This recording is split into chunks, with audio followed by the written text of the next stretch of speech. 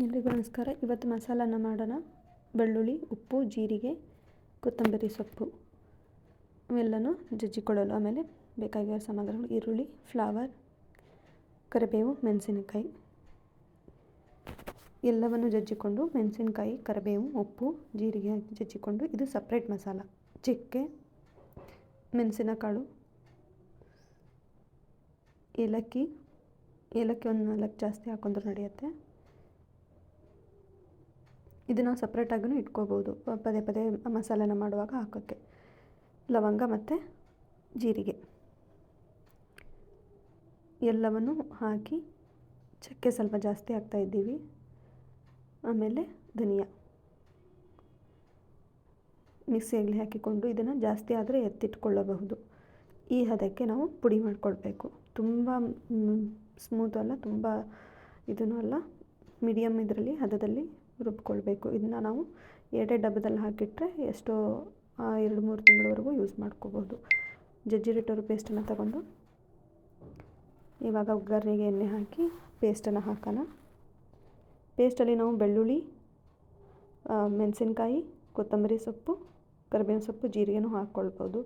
ಇದ್ದಲ್ಲಿ ಶುಂಠಿ ಕೂಡ ಹಾಕ್ಕೊಳ್ಬೋದು.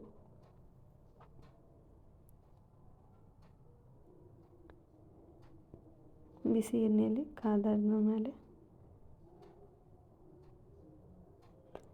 ಹೆಚ್ಚಿಟ್ಟಿರೋ ತರಕಾರಿಗಳು ಅಂದರೆ ಮೆಣಸಿನಕಾಯಿ,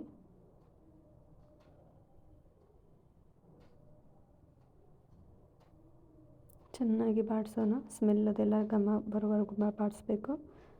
ಮಾಡಿಸಿಟ್ಕೊಂಡಿರೋ ಪುಡಿ, ಮಸಾಲ ಪುಡಿ ಅಂತ ಕರಿಬೋದು, ಮನೆ ಮಸಾಲ ಪುಡಿ ಅಂತ, ಅದನ್ನು ಮಿಕ್ಸ್ ಮಾಡೋಣ.